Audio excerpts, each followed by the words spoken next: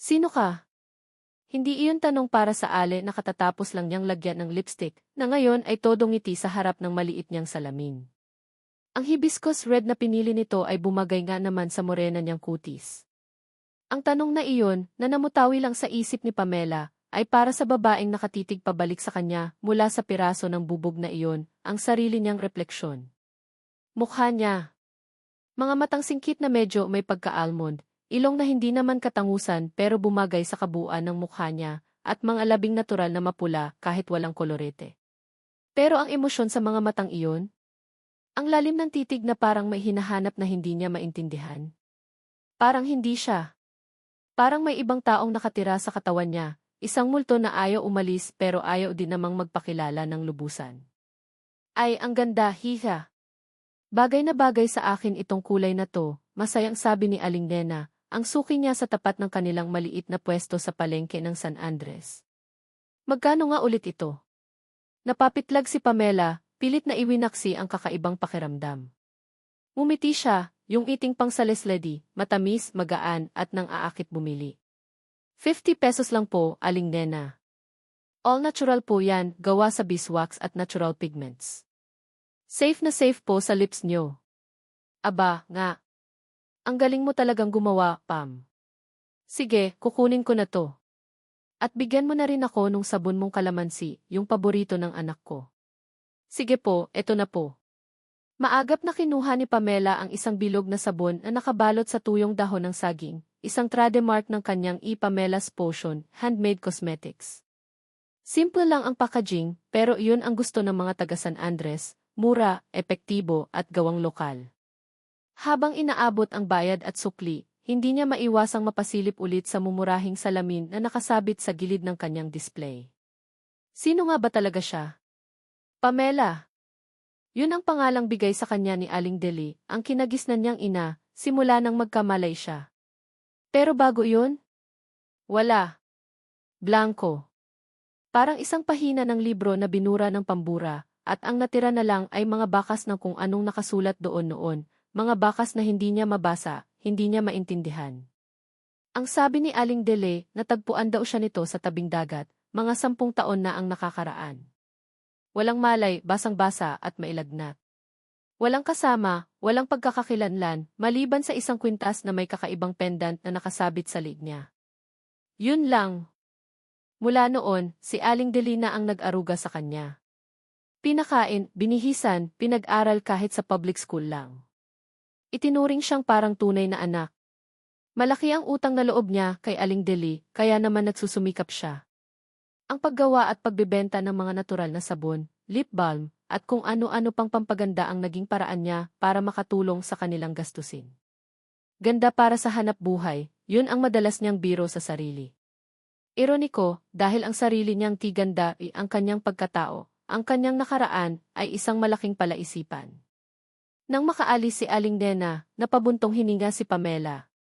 Kinuha niya ang isang maliit na bote ng lavender essential oil mula sa ilalim ng kanyang mesa at pinatak sa kanyang palad. Kinuskos niya ito at inamoy. Pampakalma.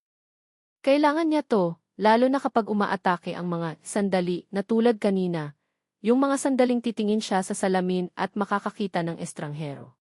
Okay ka lang, Pam? Napalingon si Pamela sa pamilyar na boses. Si Mang Jun, ang tindero ng isda sa katabing pwesto. Ninisyan niya ito. Okay lang po, Mang Jun, medyo napagod lang siguro. Hay nako, magpahinga ka rin kasi. Masyado mong pinapagod yung sarili mo, sabi ni Mang Jun, bumalik na rin sa pag-aayos ng mga paninda niyang bangus at tilapia. Pinilit ni Pamela na mag-focus sa mga customer na dumarating. Isang grupo ng mga estudyante ang bumili ng kanyang fruit-flavored lip balms. Isang ginang ang humingi ng papaya soap para raw pumuti. She handled them all with her practiced smile and friendly banter. Alam niya kung paano makisama, kung paano maging kaaya-aya. It was a skill she learned, mask she wore. Pero sa ilalim nito, laging may lungkot, laging may tanong. Dapit hapon na nang magligpit si Pamela ng kanyang paninda. Ang palengke ay unti-unti nang humuhupa sa ingay. Sumakay siya ng tricycle pauwi sa maliit nilang bahay sa may gilid ng ilog. Ang San Andres ay isang tipikal na probinsya, tahimik, simple ang buhay, at halos lahat ng tao ay magkakakilala. Dito siya lumaki, pero pakiramdam niya, hindi siya tunay na kabilang. Pagdating sa bahay, naamoy niya agad ang niluluto ni Aling Delay. Sinigang na baboy ang paborito niya. Nay, andito na po ako, bati niya sabay mano sa matanda. Si Aling Deli ay nasa 50 na, may mga puti na rin sa buhok, pero malakas pa. Ang mukha nito ay laging may ngiti para sa kanya. O anak, sakto dating mo. Kain na tayo, sabi ni Aling Dele, inilalapag ang mga plato sa kanilang maliit na lamisang kawayan. Kumusta ang benta? Okay naman po, Nay.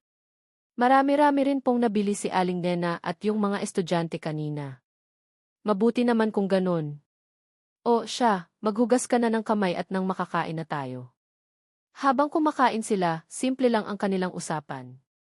Mga tsismis sa palengke, ang presyo ng bilihin, ang nalalapit na fiesta ng San Andres. Tahimik si Pamela, pinakikinggan lang ang kanyang nanay Delay. Gusto niyang itanong ulit ang tungkol sa nakaraan niya, pero alam niyang wala rin namang masasagot ang matanda. Paulit-ulit lang. May problema ba, anak? Tanong ni Aling Deli, napansin siguro ang pananahimik niya. Kanina ka pa parang malalim ang iniisip. Umiling si Pamela. Wala po, Nay. Pagod lang po siguro talaga. Ayaw niyang mag-alala pa ito. Tumango si Aling Delay, pero alam ni Pamela na hindi ito kumbinsido. Kilala siya nito. Masyado siyang kilala. Pagkatapos magligpit ng pinagkainan, naupo si Pamela sa kanilang maliit na sala, sa harap ng debateryang radyo na pinapatugtog ang mga lumang kanta. Hinaplos niya ang kwintas na suot niya. Hindi niya ito inaalis kahit kailan. Ang pendant ay gawa sa tila silver na medyo nangingitim na sa kalumaan. Hugis araw ito na may maliit na batong kumikinang sa gitna, parang diamante, pero hindi siya sigurado. Sa likod nito, may nakaukit na maliliit na initials, Sino si F.E.? Siya ba iyon? Maya-maya, lumapit si Aling Deli, may dalang isang basong tubig at isang maliit na tableta. Anak, inumin mo na to, pampakalma mo. Regular na siyang umiinom nito, lalo na kapag pakiramdam niya ay hindi siya mapakali o kapag masyadong malakas ang ibulong kinang nakaraan na hindi niya maintindihan. Salamat po, Nay. Kinuha niya ito at ininom. Umupo si Aling Deli sa tabi niya, hinaplos ang kanyang buhok. Pamela, anak, alam kong mahirap para sa iyo to, pero sana, wag mong masyadong isipin. Ang mahalaga, andito ka, ligtas ka. Andito ako. Tumango si Pamela, sumandal sa balikat ng matanda. Alam ko po, Nay. Salamat po. May mga gabing tulad nito na naisip niya, sapat na siguro ito. Ang simpleng buhay ang pagmamahal ni Aling Delay. Pero laging may kulang. Laging may puwang sa puso niya na hindi mapunan. Nang gabing iyon, dumalaw na naman ang pamilyar na panaginip. Madilim. Mausok. Nakikita niya ang sarili niya, pero mas bata. Siguro mga 6 o 7 taong gulang. Nakatayo siya sa harap ng isang malaking bahay. Isang mansyon na nilalamon ng apoy. Ang mga bintana ay parang mga matang galit na nagliliyab. Ang usok ay makapal, nakakasulasok. May mga sigaw. Sigaw ng mga bata. Sigaw ng babae. Sigaw ng lalaki.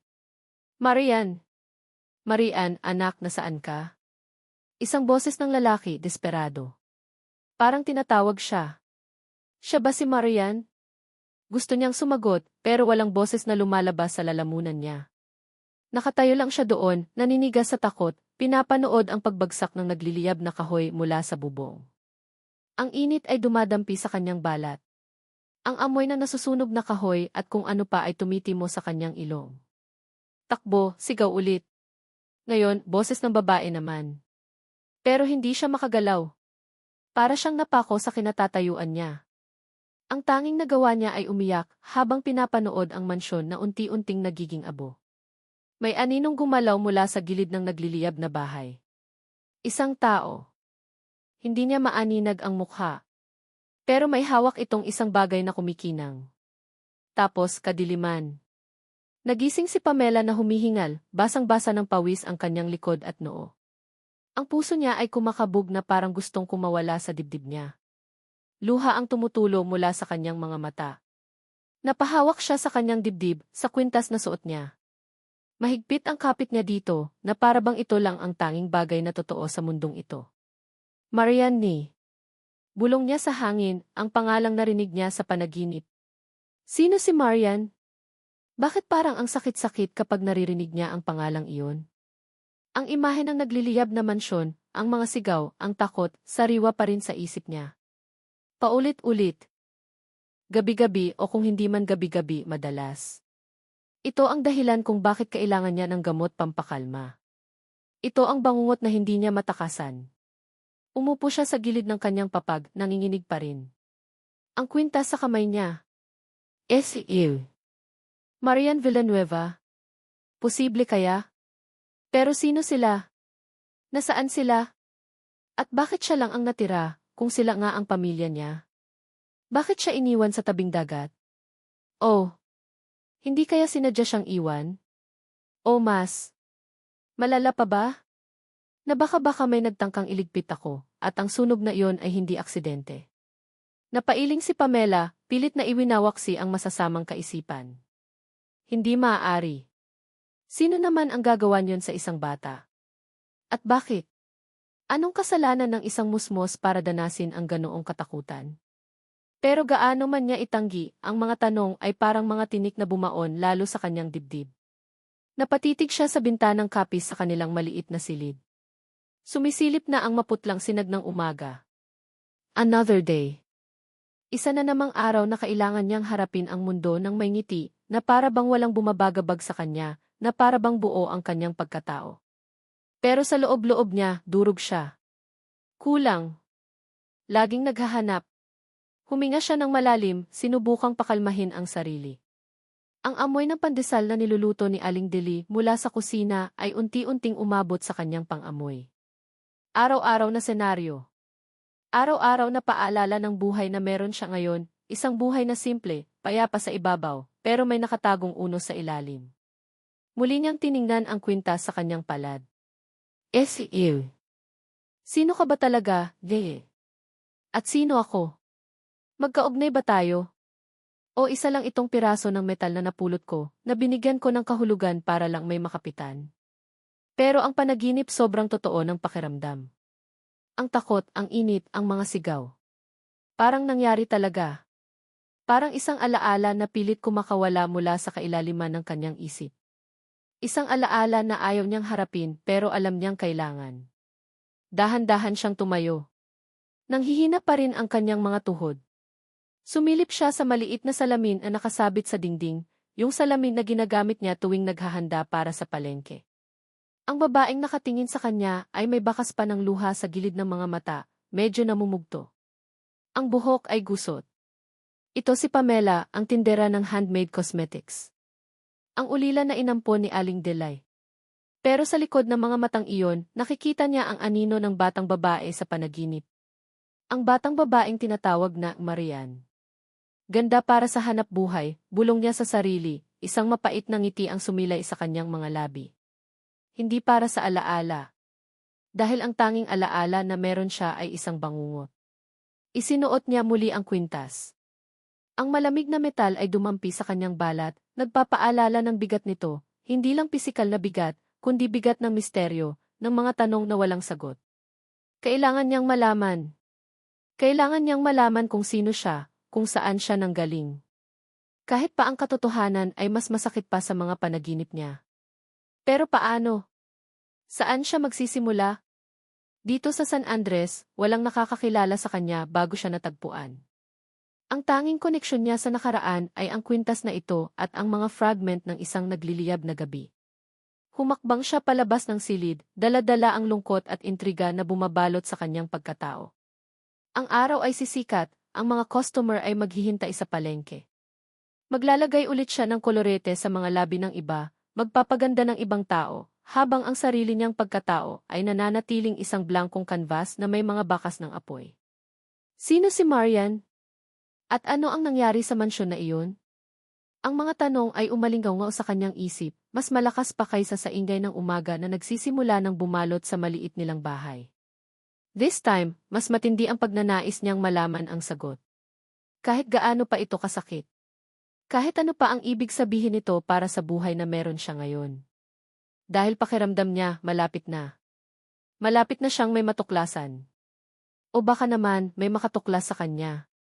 Ilang linggo matapos ang gabing iyon ng matinding panaginip, medyo naging abala si Pamela. Ang nalalapit na provincial trade fair sa Kapitolyo ng kanilang probinsya ang pinagkakaabalahan niya. Ito ang unang beses na makakasali ang si Pamela's Potion sa ganoong kalaking event at hindi maitago ni Pamela ang excitement na maihalong kaba. Ito na marahil ang pagkakataon niyang maipakilala ang kanyang mga produkto sa mas maraming tao at baka sakaling lumaki pa ang kanyang maliit na negosyo. Nay, tingin niyo po, okay na tong display natin, tanong ni Pamela kay Aling Dele habang inaayos ang mga bote ng kanyang herbal shampoo at mga piraso ng sabon sa isang maliit na mesang kawayan na dinala nila.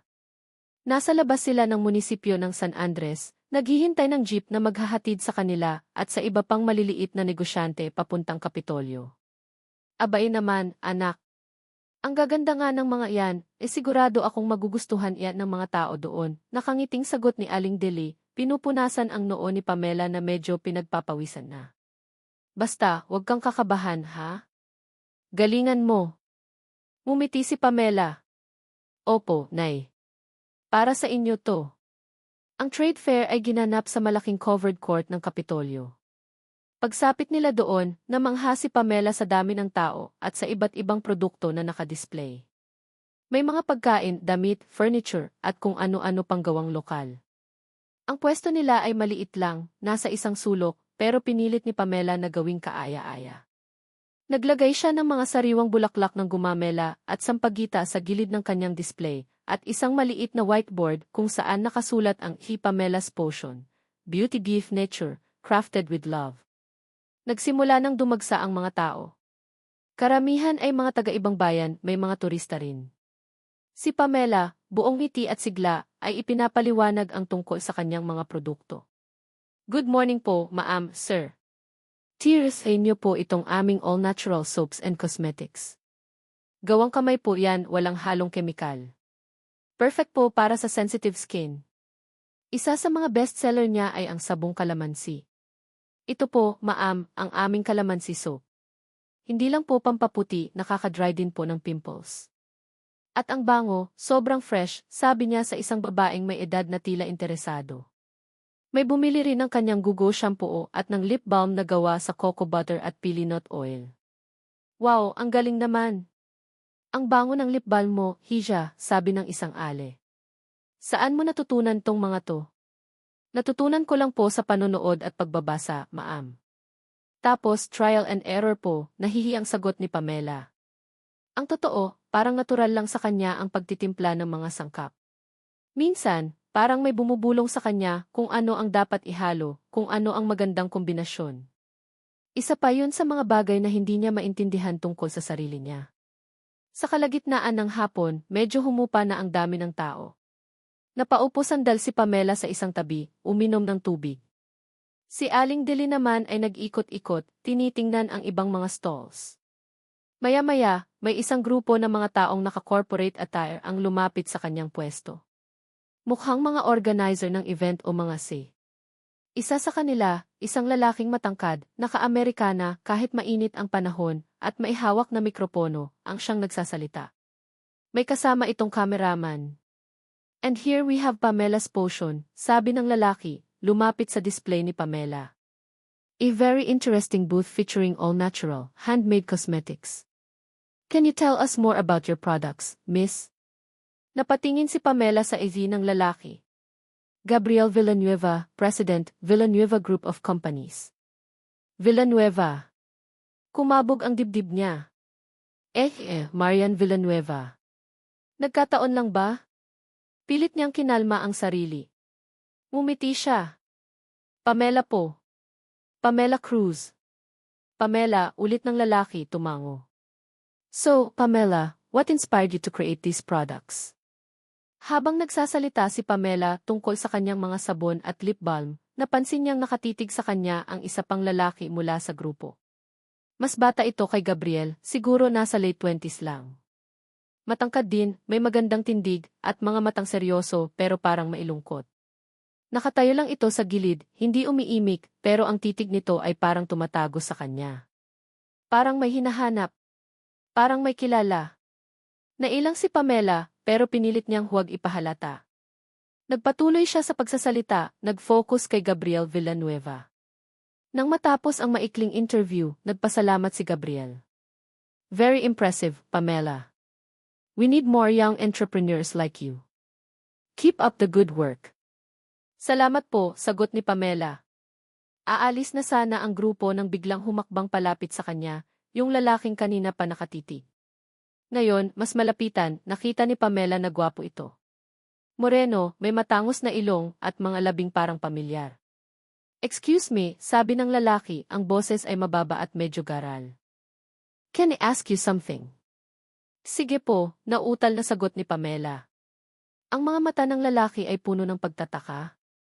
Pagkalito. Hindi niya masabi. Tinitigan siya nito mula ulo hanggang paa, tapos ay sa mukha niya ulit. At pagkatapos, sa isang halos pabulong na tinig, sinabi nito ang isang pangalan na nagpatigil sa mundo ni Pamela. Marian? Parang may kung anong kuryente ang dumaloy sa buong katawan ni Pamela. Marian. Ang pangalan sa panaginip niya. Ang pangalan na konektado sa nagliliyab na mansyon. Paano nalaman ng lalaking ito ang pangalang iyon? Napatitig siya sa lalaki, hindi makapagsalita. Ang puso niya ay parang sasabog sa dibdib niya. Sino siya? Bakit niya alam ang pangalang iyon?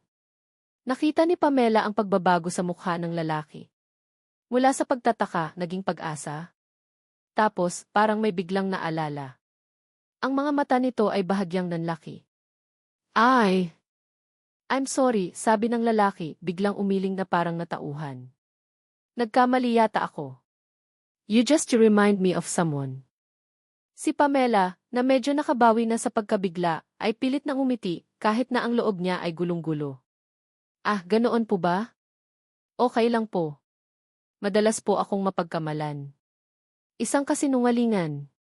Wala pang ibang tumawag sa kanya sa ibang pangalan, maliban kay Aling Deli na Pamela ang tawag sa kanya. Ang lalaki ay tila hindi pa rin kumbinsido. Nakatitig pa rin ito sa kanya, na parang sinusuri ang bawat detalye ng kanyang mukha. Lalo na ang kanyang mga mata. Pasensya na ulit, sabi ulit ng lalaki, medyo nahihiya na.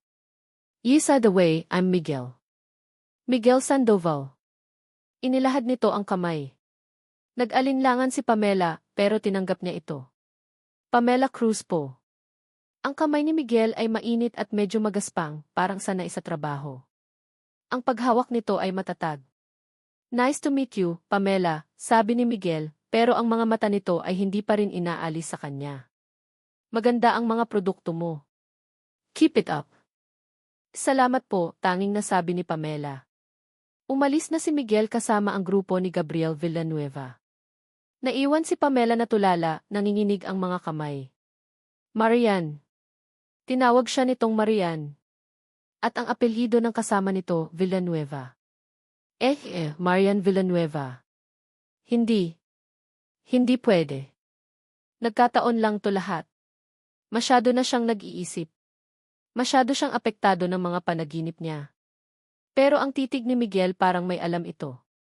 Parang may nakita ito sa kanya na matagal na nitong hinahanap. Dumating si Aling Delay, may dalang 2 baso ng sagot gulaman. O anak, mukhang napagod ka. Eto, palamig ka muna. Inabot nito ang isang baso kay Pamela. Sino yung mga kausap mo kanina? Mukhang mga importanteng tao ah. Mga organizer lang po yata ng event, na sagot ni Pamela, pilit na itinatago ang panginginig ng boses. Nag-interview lang po sandali. Hindi na niya ikinuwento kay Aling Deli ang tungkol kay Miguel at sa pagtawag nito sa kanya ng Ki Marian. Ayaw niyang mag-alala pa ito. At isa pa, hindi pa rin siya sigurado kung ano ang ibig sabihin ng lahat ng iyon. Nang matapos ang trade fair, pagod na pagod si Pamela pero masaya dahil halos naubos ang kanyang paninda. Marami rin siyang nakuha ng mga business cards mula sa mga taong interesadong mag-resell ng kanyang produkto. Isang malaking tagumpay. Pero habang pauwi sila sa San Andres, hindi maalis sa isip niya si Miguel Sandoval. At ang pangalang Marian. Samantala, sa isang hotel room sa Kapitolyo, si Miguel Sandoval ay hindi mapakali. Nakatayo siya sa harap ng bintana, nakatanaw sa malayong kabundukan, pero ang isip niya ay nasa babaeng nakilala niya sa trade fair. Si Pamela. May kakaiba kay Pamela. Ang kanyang mga mata parang mga mata ni. Hindi. Impossible. Matagal ng panahon iyon. Pero hindi niya maalis sa isip niya ang pagkakahawig. Ang hugis ng mukha, ang paraan ng pagngiti nito, kahit ang boses.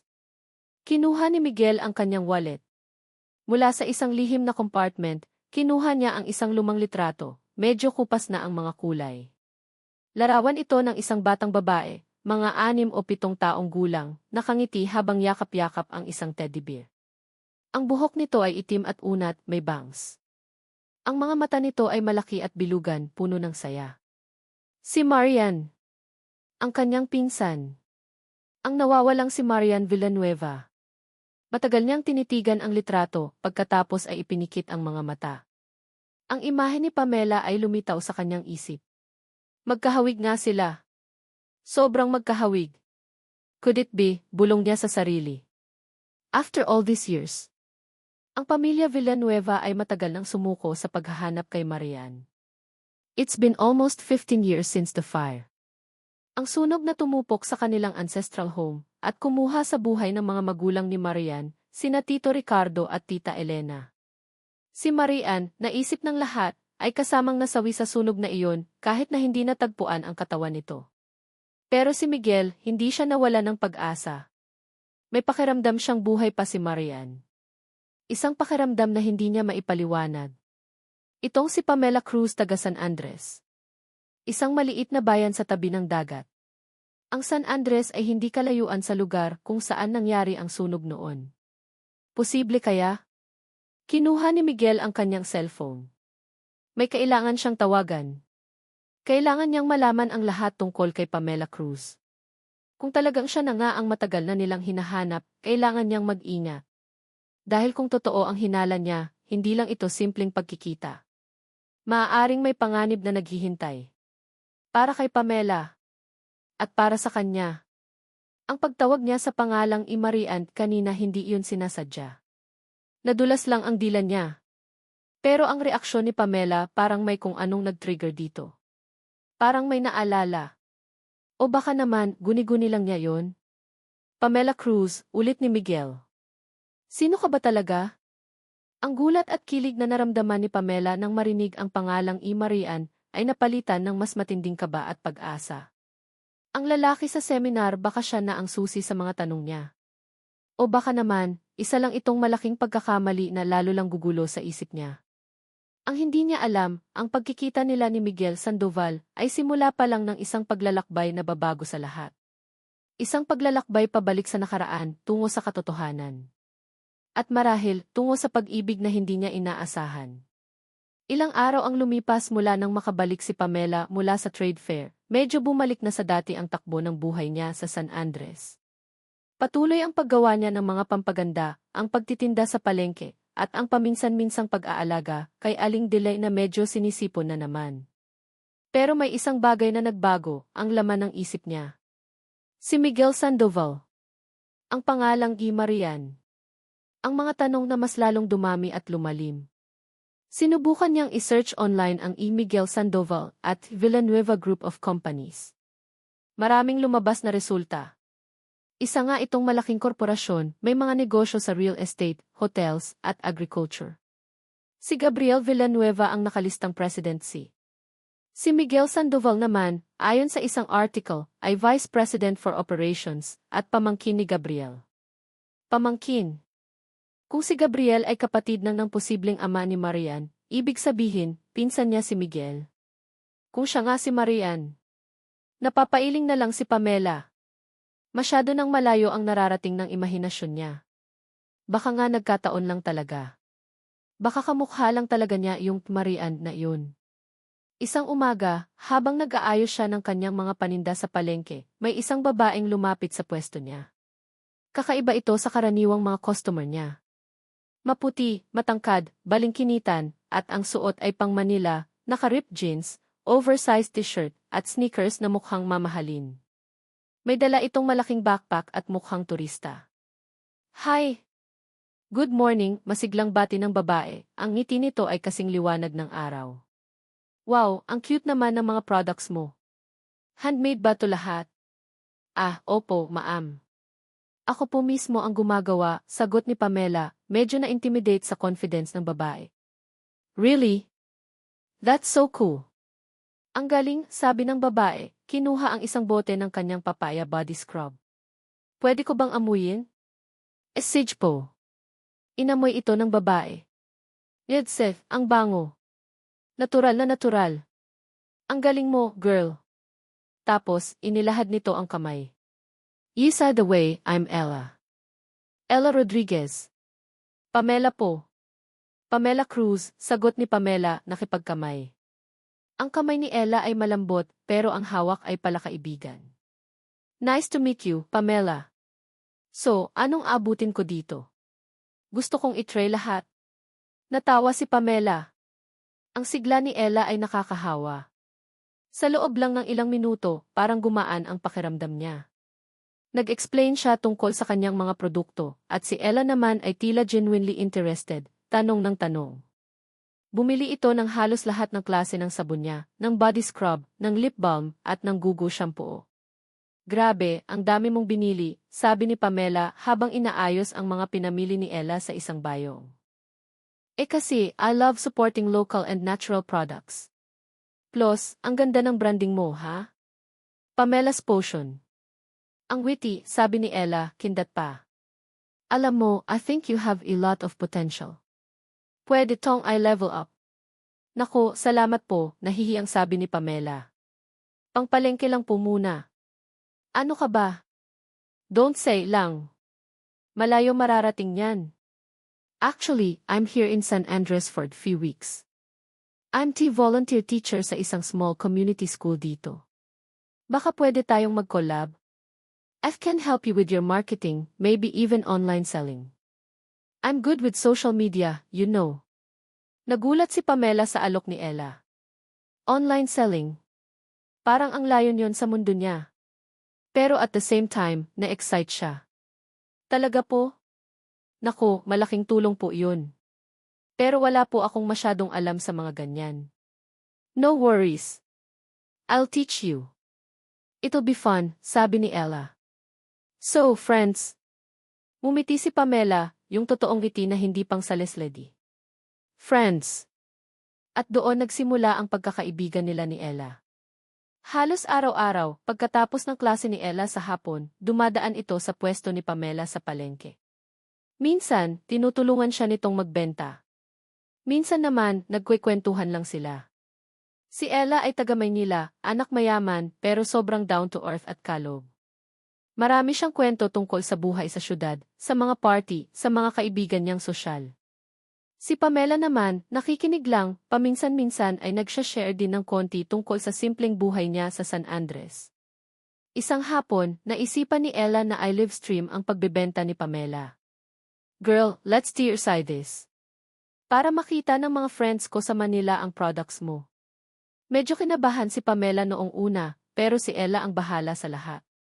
Hawak nito ang cellphone, kinukunan si Pamela habang nag-i-explain tungkol sa kanyang mga sabon. Si Ella ang tagasalita, taga-hype. Guys, you have to try this calamansi soap. Super effective daw for pimples, sabi ni Pamela. And it's only 50 pesos. Grabe, ang mura, di ba? Support local, mga beshi. Nakakatuwa si Ella. Maraming nanood ng livestream at may ilan pang ang nag-order online, ipapadala na lang daw via courier. Natuwa si Pamela. Hindi niya akalain na posible pala yun.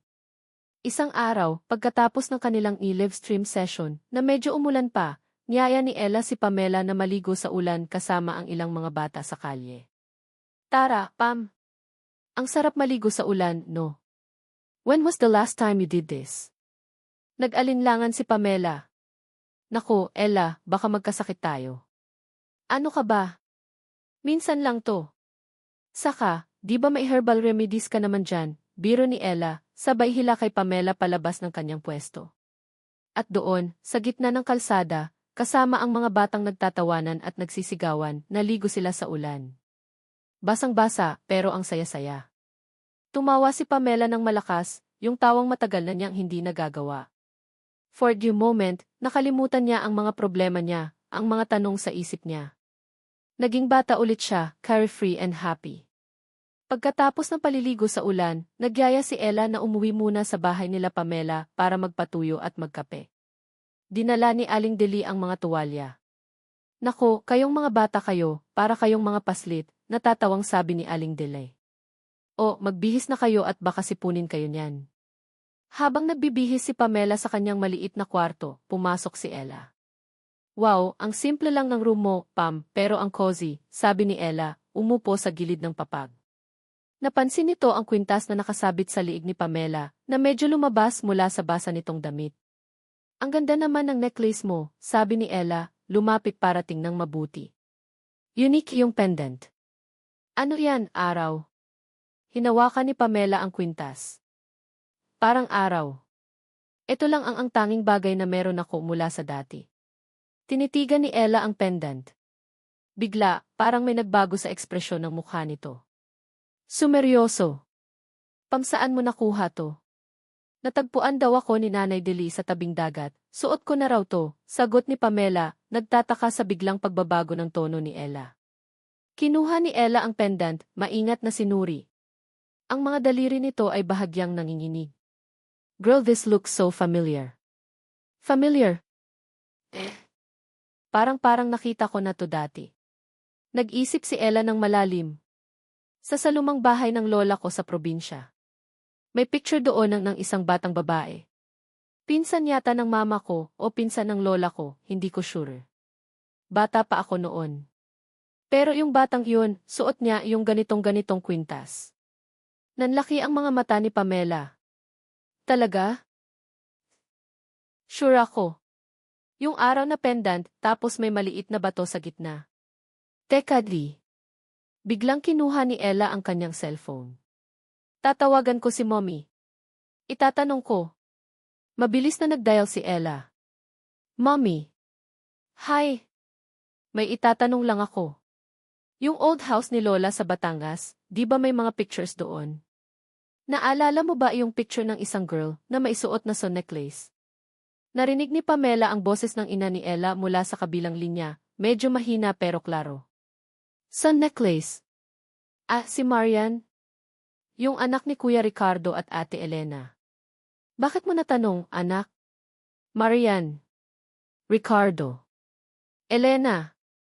Ang mga pangalan ay umalinggaw sa tainga ni Pamela. Ang puso niya ay nagsimulang kumabog ng sobrang bilis.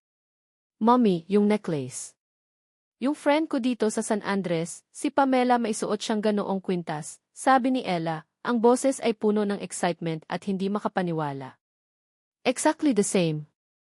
Silver, tapos may maliit na diamond sa gitna. Natahimik ang ina ni Ella sa kabilang linya. Pagkatapos ng ilang sandali, narinig ni Pamela ang halos pabulong na sagot nito, puno ng pagkabigla. Ella, anak, imposible. Pero iyan ang suot ni Maria nung araw ng sunog. Sunog. Parang binuhusan ng malamig na tubig si Pamela.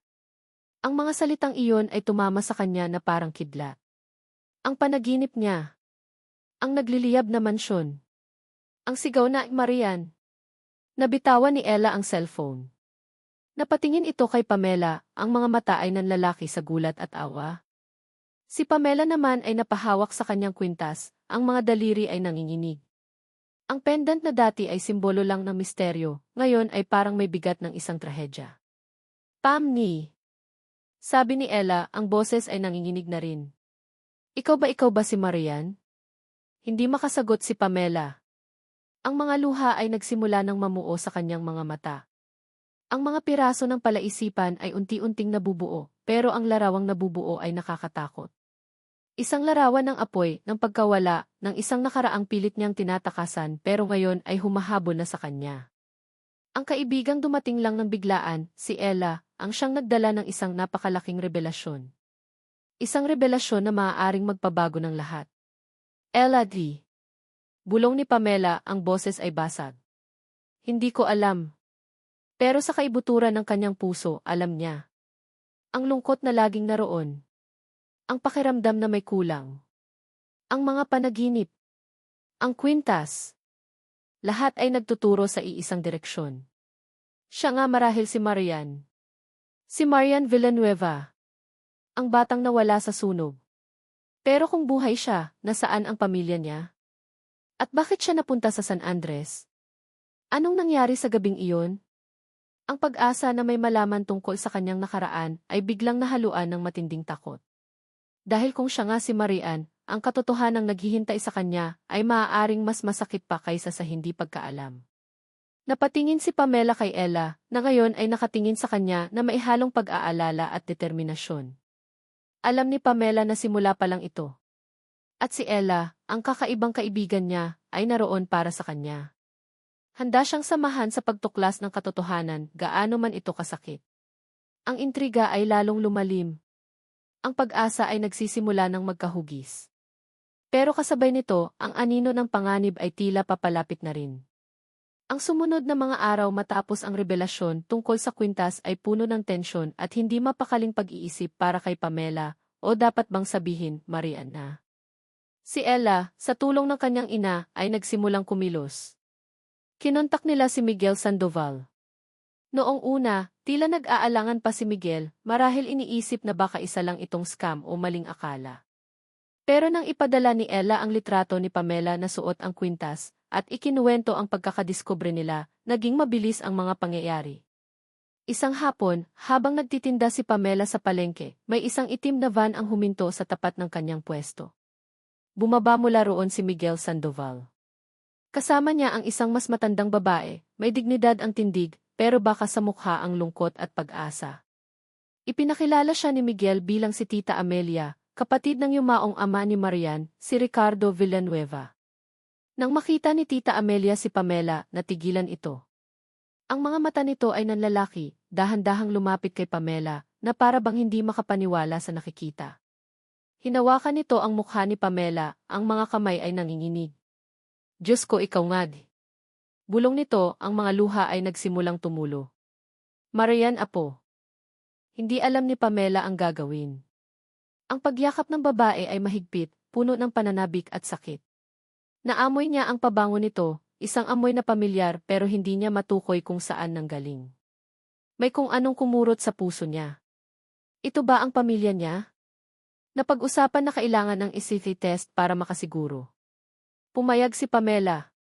Si Aling Delay, kahit masakit sa kalooban na baka, mawala na sa kanya si Pamela, ay sumuporta. Alam niyang ito ang tama. Ito ang matagal nang hinahanap ni Pamela. Ang resulta ng ECT test ay dumating makalipas ang isang linggo, 99.9% match. Walang duda. Si Pamela Cruz ay si Marian Villanueva, ang nawawalang tagapagmana ng pamilya Villanueva. Ang balita ay mabilis kumalat sa mga kamag-anak nila. May mga natuwa, may mga nagulat, at may ilan na tila hindi kumbinsido o ayaw maniwala.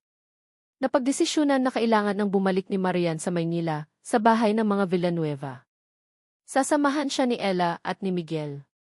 Si Aling Deli ay maiiwan muna sa San Andres, pero nangako si Marian na babalikan niya ito, na hinding-hindi niya ito kakalimutan. Mahirap ang pagpapaalam. Pareho silang umiyak. Si Aling Deli ang naging ina niya sa loob ng maraming taon. Ang pagdating ni Marian sa mansyon ng mga Villanueva sa isang exclusive subdivision sa Maynila ay parang eksena sa pelikula. Malaki ang bahay, moderno, pero may ilang lumang gamit na nagpapahiwatig ng yaman at kasaysayan ng pamilya. Sinalubong sila ng ilang mga kamag-anak. Si Gabriel Villanueva, ang tiyuhin niya na FE ng kanilang kumpanya, ay formal pero tila masaya sa kanyang pagbabalik. Ang asawa nito, si Tita Stella, ay ngumiti ng matamis, pero may kung anong lamig sa mga mata nito. At nandoon din si Tia Clarice, isa pa niyang tiyahin, kapatid din ng kanyang ama. Si Tia Clarice ay kilala sa pamilya bilang old maid, hindi nag-asawa, at medyo may pagka-eksentrika. Laging nakasuot ng madilim na damit at ang tingin ay matalim. Nang makita ni Tia Clarice si Marian, bigla itong namutla. Napahawak ito sa dibdib. Hindi maaari di. Bulong nito. At pagkatapos, bigla na lang itong natumba, nawalan ng malay. Naging magulo ang lahat. Isinugod si Tia Clarice sa ospital. Ayon sa doktor, mild stroke daw, dulot marahil ng matinding pagkabigla. Nag-alala si Marian. Kasalanan ba niya? Ang pagbabalik ba niya ang naging sanhi nito? Don't worry, Marian, sabi ni Miguel, hinawakan ang kanyang braso. Hindi mo kasalanan. Matagal nang may high blood si Tia Clarice. Pero kahit sinabi iyon ni Miguel, hindi maalis sa isip ni Marian ang reaksyon ng tiyahin niya. Parang nakakita ito ng multo. Ang mga sumunod na araw ay puno ng adjustments para kay Marian. Ang laki ng bahay, ang daming katulong, ang mga bagong mukha. Pinakilala siya sa iba't ibang kamag-anak, sa mga business associates ng pamilya. Lahat ay nakangiti sa kanya, pero pakiramdam niya, may mga matang mapanuri, naghihintay. Si Ella ang naging sandalan niya. Lagi itong nasa tabi niya, nagpapatawa, nagbibigay ng lakas ng loob. Kaya mo yan, de. De ang bagong tawag ni Ella sa kanya. You're T. Villanueva. Own it. Isang gabi, habang nag-iisa si Marian sa malaki niyang kwarto, isang kwartong napakaganda, may sariling banyo, walk-in closet, at balcony na tanaw ang hardin, may isang sobre na isinilid sa ilalim ng kanyang pinto. Walang pangalan ng nagpadala. Kinakabahan niyang binuksan ito. Sa loob, isang piraso ng papel na may nakasulat gamit ang ginupit-gupit na letra mula sa dyaryo. Umalis Aide kung ayaw mong matulad sunog noon. Nanlamig ang buong katawan ni Marian. Sunog. Ang panaginip niya. Isang banta. Sino ang nagpadala nito? At bakit? Anong ibig sabihin ng ki matulad sa sunog noon? Pinatay ba ang mga magulang niya? At siya muntik na rin ba siyang mamatay? Agad niyang tinawag si Miguel. Ipinakita niya rito ang sulat. Nagdilim ang mukha ni Miguel. Sinasabi ko na nga ba, sabi nito, ang boses ay galit. May hindi tama dito. Lalong humigpit ang seguridad sa paligid ni Marian. Si Miguel ay halos hindi na umalis sa tabi niya. Nag-aalala rin si Gabriel at Tita Amelia. Pero sino ang may gawa nito? Isa ba sa mga kamag-anak nila? O baka naman tagalabas? Makalipas ang ilang araw, habang nasa ospital pa rin si Tia Clarice, isang masamang balita ang dumating, pumanaw na si Tia Clarice. Cardiac arrest daw, ayon sa mga doktor. Hindi na nito nakayanan. Ang buong pamilya Villanueva ay nagluksa.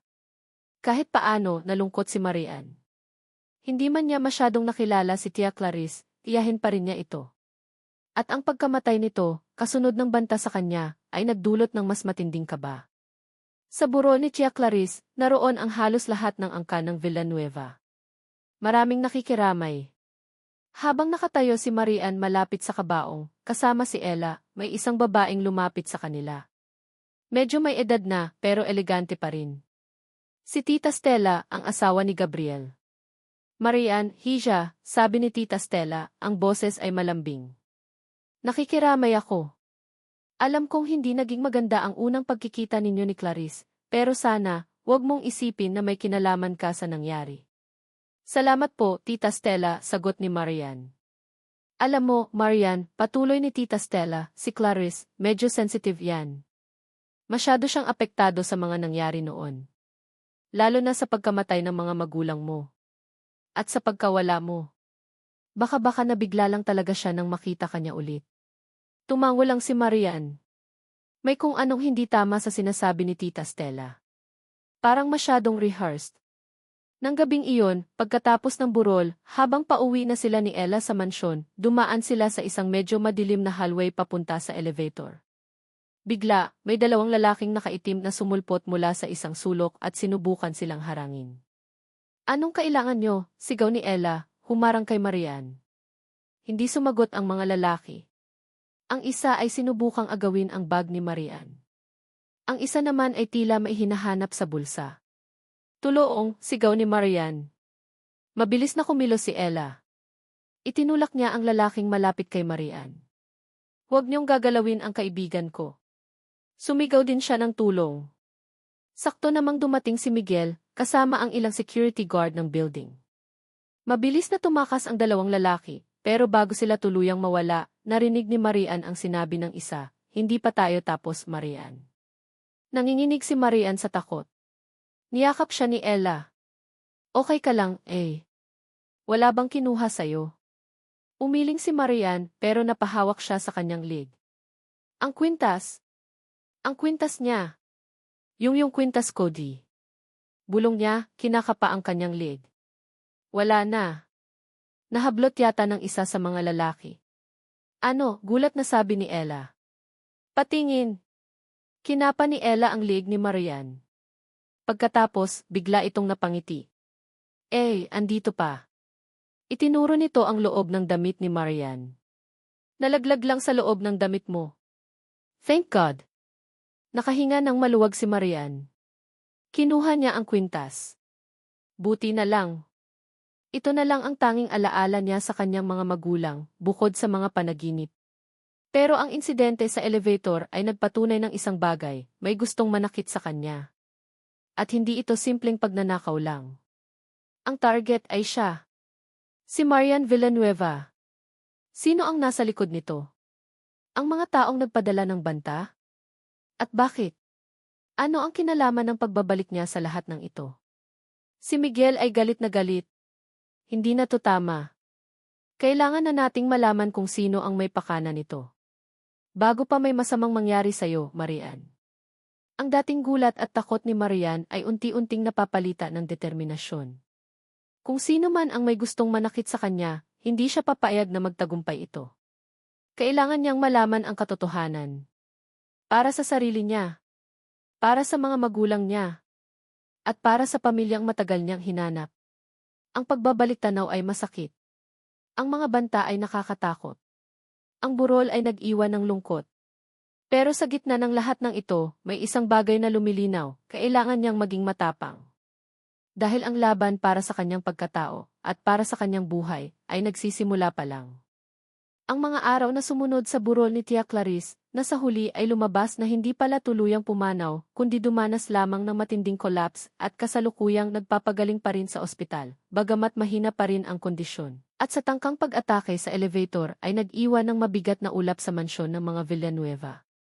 Bawat sulok ay tila may anino, bawat katahimikan ay tila may itinatagong lihim. Si Marian, bagamat pinapalibutan ng seguridad na ipinagkaloob ni Miguel at ng kanyang tiyo Gabriel, ay hindi mapakali. Ang banta sa kanyang buhay ay totoo. Ang kwintas na muntik nang mawala ay mas lalo niyang pinahalagahan, suot-suot kahit sa pagtulog. Ito na lang ang natitirang pisikal na koneksyon niya sa nakaraang pilit niyang binubuo. Si Ella, sa kabila ng pagiging baguhan sa ganitong klaseng drama, ay naging bato ni Marian. Whatever happens, andito lang ako, okay? We'll get through this. Kailangan nating malaman kung sino yung walang hiyang gustong manakit sa'yo. Ang tapang ni Ella ay nakakahawa, nagbibigay ng kaunting liwanag sa madilim na sitwasyon. Isang hapon, naisipan ni Tita Amelia na simulan ng ayusin ang ilang mga naiwang gamit ni Tia Clarice sa silid nito sa mansyon, bago pa ito tuluyang makabalik mula sa ospital. Para naman gumaan na rin ang pakiramdam dito sa bahay, Marian, iha, malungkot na sabi nito. Gusto mo bang tumulong? Baka may makita kang pwedeng itago bilang alaala, o baka may mga bagay na kailangan ng itabi. Tumango si Marian. Kahit paano, ang pag-aayos ng mga gamit ay maaaring magbigay sa kanya ng ibang mapagkakaabalahan, malayo sa mga nakakatakot na iniisip. Pumasok sila sa dating silid ni Tia Clarice. Malinis ito at maayos, pero may kakaibang lamig. Habang tinutulungan niya si Tita Amelia na iligpit ang ilang mga damit sa aparador, napansin ni Marian ang isang malaki, leather-bound na photo album na nakasuksok sa ilalim ng kama, medyo natatabunan ng alikabok. Tita, ano po ito? Tanong niya, dinampot ang album. Naku, yan yata yung lumang album ni Clarice. Bata pa kami niyan, sabi ni Tita Amelia, umiti ng bahagya. Sige, tingnan mo kung gusto mo. Baka may mga litrato dyan ng papa mo. Dala ng kuryosidad, umupo si Marian sa gilid ng kama at maingat na binuklat ang album. Ang mga pahina ay naninilaw na at ang mga litrato ay halatang luma. May mga black and white, mayroon ding sepia-toned. Mga larawan ng mga ninuno, mga family gatherings noong unang panahon. May mga formal na kuha, may mga candid shots. Hanggang sa narating niya ang isang seksyon na tila mas bago ng kaunti. Mga colored photos na, pero halatang kuha pa noong mga 80 o 70. Mga bata ang nasa litrato, marahil ay sila ni na Miguel, Gabriel, at iba pang pinsan noong mga bata pa. At doon, sa isang buong pahina, isang litrato ang pumukaw sa kanyang pansin. Isang malaking portrait ng isang batang babae. Nakangiti ito ng pagkatamis-tamis, ang mga mata ay parang mga bituin sa sobrang kislap. May hawak itong isang manika na may kulay rosas na bestida, at ang mahaba, itim nitong buhok ay may nakataling malaking puting laso. Para siyang isang munting prinsesa, walang bahid ng anumang problema sa mundo. Napatitig si Marian. Ang mukha ng batang babae ang mga mata ang ngiti. Parang huminto ang paghinga niya. Para siyang nakatingin sa isang salamin na nagpapakita ng isang malayong nakaraan. Sa ilalim ng litrato, may nakasulat sa eleganteng calligraphy, Our dearest Marian, Pitogi birthday. We love you always, Mama Ampersand Daddy. Ako di. Bulong niya, ang mga daliri ay nanginginig habang hinahaplos ang litrato. Ako to. Ang batang babae sa litrato. Ang batang babae sa kanyang mga panaginip bago pa ang bangungot ng apoy. Ang batang babaeng tinatawag ng kanyang ama, ang batang babaeng minsan niyang ganap na nakalimutan kung sino. Habang nakatitig siya sa litrato, sa mga matang iyon na puno ng buhay at walang muwang, biglang kumirot ng matindi ang kanyang ulo. Isang pumipintig na sakit na para bang may pumipigas sa kanyang utak mula sa loob. Napapikit siya ng mariin na pahawak sa kanyang sentido. Aray, daing niya, napayuko. Si Tita Amelia ay nag-aalalang lumapit. Marian, ayos ka lang, iha. At pagdilat ni Marian, hindi na ang album o ang nag-aalalang mukha ni Tita Amelia ang nakikita niya. Ang paligid ay nag-iba. Ang mga alaala, na dati pira-piraso at malabo, ay biglang bumuhos na parang agos ng ilog, klaro at masakit. Apoy. Malalaking apoy na sumasayaw, nilalamon ang matitigas na kahoy na dingding ng kanilang malaking bahay. Ang init ay dumadampi sa kanyang balat, nakakapaso. Ang usok ay makapal, maitim, humahapdi sa kanyang mga mata at lalamunan, nagpapahirap sa kanyang paghinga. Naririnig niya ang sarili niyang humihikbi, ang takot ay bumabalot sa buong katawan niya. May humihila sa maliit niyang kamay, mahigpit ang kapit. Marian, anak, bilisan mo. Kailangan nating makalabas. Boses ng kanyang ama, si Ricardo. Puno ng pangamba, pero may pilit na tapang para sa kanya. Ang amoy na nasusunog na kahoy ay dumidikit sa damit nito, at ang mukha nito ay nababahira ng uling. Daddy! Daddy, si Mommy po. Nasaan si Mommy? Sigaw niya, ang boses ay basag sa pag-iyak at sa makapal na usok. Pilit niyang hinahanap ang kanyang ina sa gitna ng nagwawalang apoy at gumuguhong mga bahagi ng bahay. Ang pamilyar nilang sala ay nagiging impyerno. Nasa labas na si Mommy mo, anak. Hinihintay niya tayo. Kailangan nating magmadali, sabi ng ama niya, itinutulak siya ng marahan papunta sa direksyon ng isang pinto sa likurang bahagi ng bahay, ang pinto na patungo sa malawak nilang hardin. Iyon ang kanilang tanging pag-asa. Pero bago pa sila makarating doon, isang malaking nagliliyab na biga mula sa kisame ang biglang bumagsak sa harapan nila, humarang sa kanilang daanan. Ang tunog ng pagbagsak nito ay nakakabingi at ang alikabok at mga nagbabagang piraso ng kahoy ay lumipad sa paligid. Diyos ko, sigaw ng ama niya, mabilis siyang hinila patalikod. Ang daan palabas ay sarado na. Nakulong sila. Umikot ang tingin ng kanyang ama, desperadong naghahanap ng ibang lagusan. Ang init ay lalong tumitindi. Ang mga pader ay unti-unti nang nagiging abo. Daddy, natatakot po ako di. Humihikbing sabi ni Marian, lalong humigpit ang kapit sa kamay ng ama.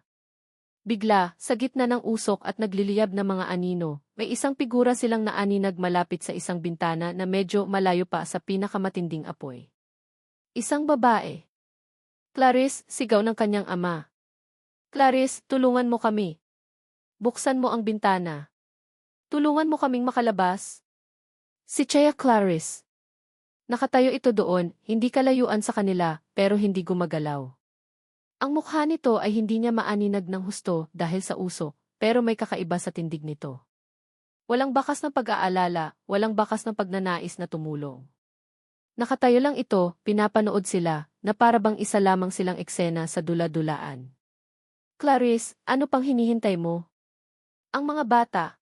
Si Marian, sigaw ulit ng kanyang ama, ang boses ay puno na ng desperasyon at hindi makapaniwala.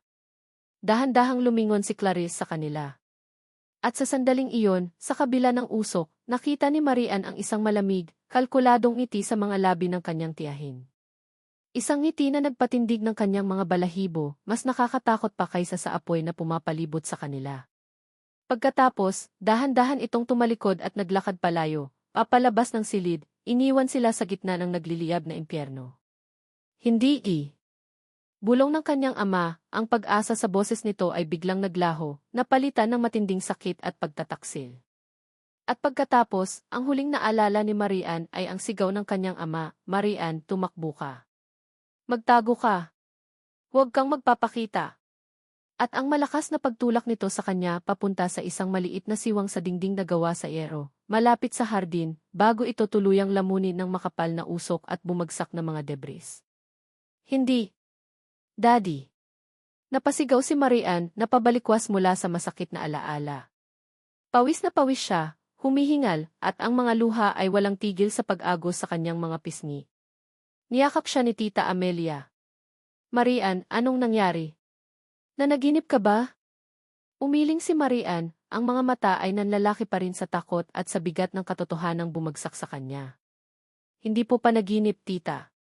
Naalala ko na. Naalala ko na po ang lahat. Ang sunog. Ang kanyang ama. At si Tia Clarice.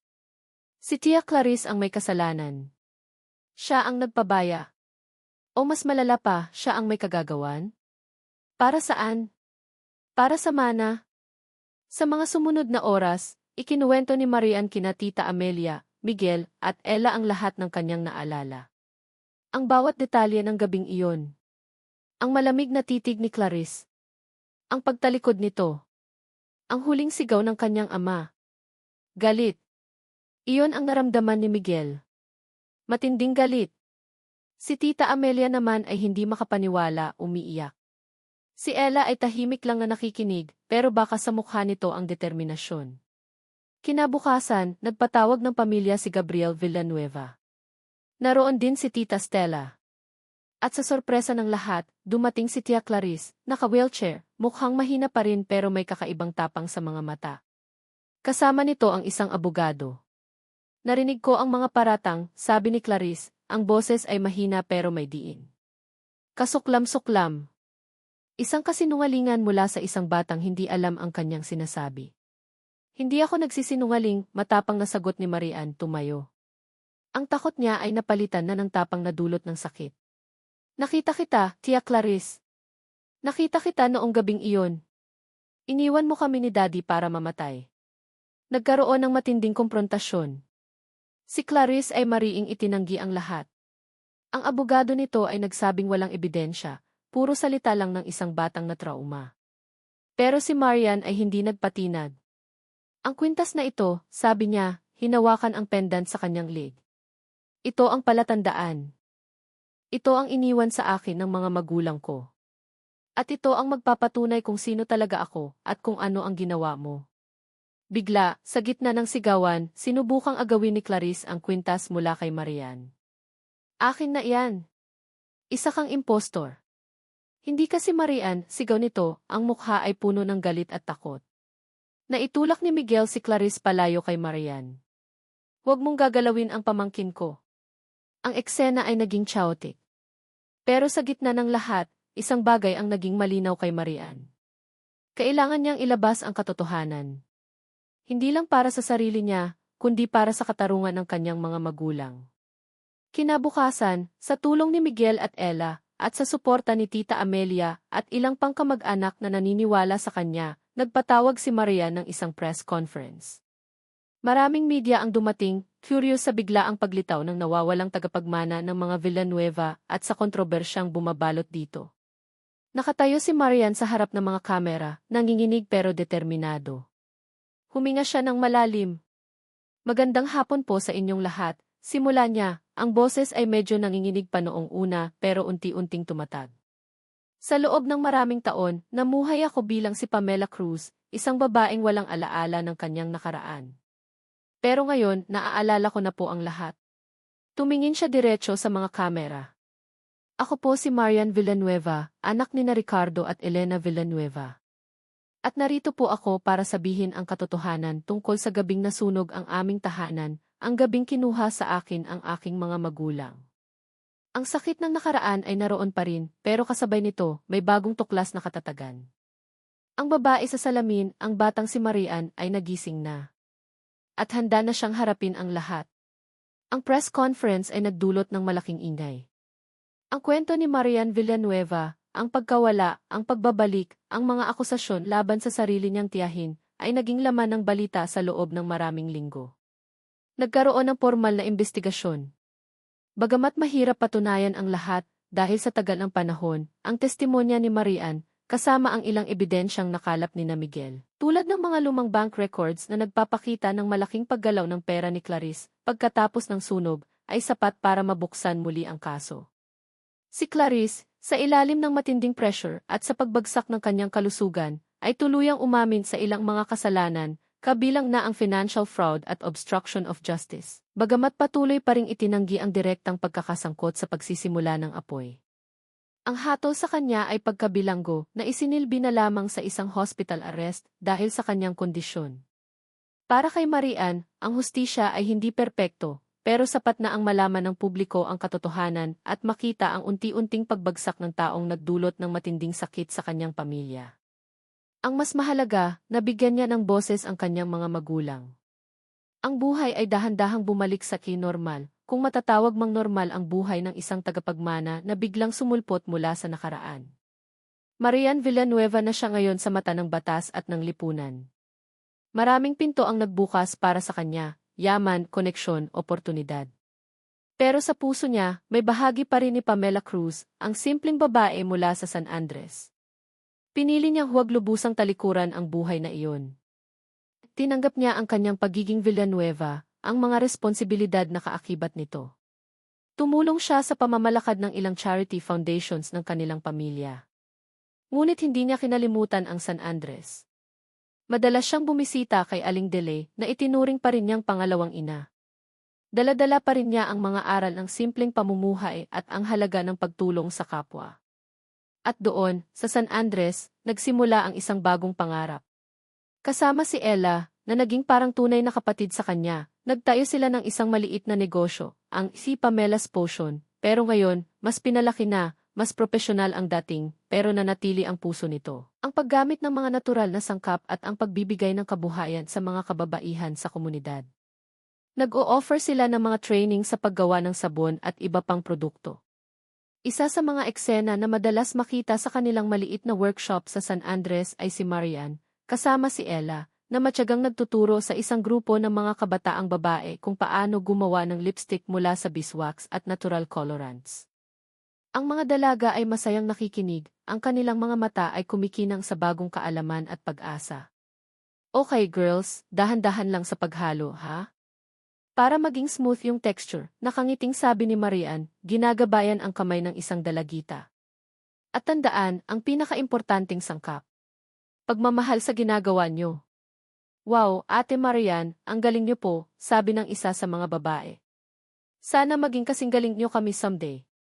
Ngumiti si Marian. Mas gagaling pa kayo sa akin, sigurado ako. Basta't magsipag lang kayo at huwag titigil matuto. Si Ella naman, abala sa pagkuha ng mga litrato at video para sa kanilang social media page. Ayan, perfect. Smile, girls. This is for our Pamela's Potion Inspires segment. Bukod sa negosyo, nagtayo rin si Maria ng isang maliit na foundation, ang I-Balik Pag-asa Foundation, na nagbibigay ng scholarship at tulong legal sa mga batang ulila at mga batang walang birth certificate. Mga batang katulad niya noon na tila walang pagkakakilanlan. Ang sakit na dinanas niya noon ay naging inspirasyon niya para tulungan ang iba. Si Miguel naman, sa kabila ng pagiging abala sa Villanueva Group, ay laging may oras para kay Marian. Ang kanilang pagkakaibigan, na nagsimula sa isang trade fair at pinalalim ng mga pagsubok, ay unti-unting namukadkad at naging isang magandang pag-ibigan. Si Miguel ang naging sandalan ni Marian sa mga panahong siya'y nalilito at natatakot. Ito ang unang naniwala sa kanya, ang unang nakakita kay Marian sa likod ng mga mata ni Pamela. Isang hapon, habang papalubog na ang araw, dinala ni Miguel si Marian sa isang pamilyar na lugar, ang tabing dagat sa San Andres. Ang mismong lugar kung saan siya natagpuan ni Aling Deli maraming taon na ang nakalipas. Ang lugar kung saan siya unang nagising na walang alaala. Naaalala mo pa ba to? Tanong ni Miguel habang magkahawak kamay silang naglalakad sa buhanginan. Ang hangin ay malamig at ang tunog ng mga alon ay tila musika sa kanilang pandinig. Tumango si Marian. Naman! Dito nagsimula ang lahat o mas tamang sabihin, dito ako muling nagsimula. Tumingin siya kay Miguel. Bakit mo ako dinala dito? Ngumiti si Miguel. Huminto sila sa isang lugar kung saan kitang-kita ang paglubog ng araw. Ang langit ay nag-aagaw ang kulay kahel at lila. May inilabas si Miguel mula sa kanyang bulsa. Isang maliit na kahon. Lumuhod si Miguel sa harap ni Marian. Marian Villanueva, simula niya, ang boses ay puno ng pagmamahal at sinseridad. Sa lugar na to, minsan kang nawala. Nawala ang pangalan mo, ang nakaraan mo. Pero dito rin kita unang nasilayan, kahit hindi ko pa alam noon na ikaw na pala ang matagal ko nang hinahanap. Sa pagkilala mo sa sarili mo, sa pagbuo mo ulit ng iyong pagkatao, doon kita lalong minahal. At doon ko rin natagpuan ang sarili ko, ang lalaking gusto kong makasama ka habang buhay. Binuksan niya ang kahon. Sa loob, isang singsing na may maliit na diamante, kumikinang sa huling sinag ng araw. Katulad ng bato sa kanyang kwintas. Marian, mahal ko, sabi ni Miguel, ang mga mata ay nangingilid na sa luha. Will you marry me? Napaluha si Marian. Ang puso niya ay puno ng saya at pasasalamat. Ang lahat ng sakit, lahat ng paghihirap ay parang naglaho lahat. Ang natira na lang ay ang pagmamahal na nakikita niya sa mga mata ni Miguel. Yes, Miguel. Yes, sagot niya, niyakap ng mahigpit si Miguel. Isinuot ni Miguel ang singsing sa daliri ni Marian. Perpekto. Ang hangin ay tila nagdala ng puting belo na sumayaw sa kanilang paligid. Ngumiti si Marian. Kahit limot ko noon kung sino ako, kahit ang pangalan ko ay nawala sa aking isipan, ngayon, alam kong ikaw ang totoo. Ikaw ang puso ko. Hinalikan siya ni Miguel, isang halik na puno ng pangako, ng pag-asa, at ng walang hanggang pag-ibig. Ilang taon ang lumipas. Sa isang tahimik na hapon, sa hardin ng kanilang bahay sa San Andres, isang bahay na pinagsamahan ng luma at bago, ng alaala at pangarap, makikita si Marian, si Miguel, at si Ella. Nakaupo sila sa ilalim ng isang malaking puno ng mangga, pinapanood ang mga batang tinutulungan ng kanilang foundation na masayang naglalaro. Si Aling Deli, medyo may edad na pero malakas pa rin, ay naghahain ng merienda. Si Marian ay nakasandal sa balikat ni Miguel, ang kamay nito ay mahigpit na hawak ang kamay niya. Si Ella naman ay masayang nagkukwento tungkol sa pinakabagong achievement ng Pamela's Potion. Alam nyo, sabi ni Ella, minsan iniisip ko, kung hindi ako nag-volunteer dito sa San Andres, kung hindi kita nakilala, siguro boring pa rin ang buhay ko sa Manila. Natawa si Marian.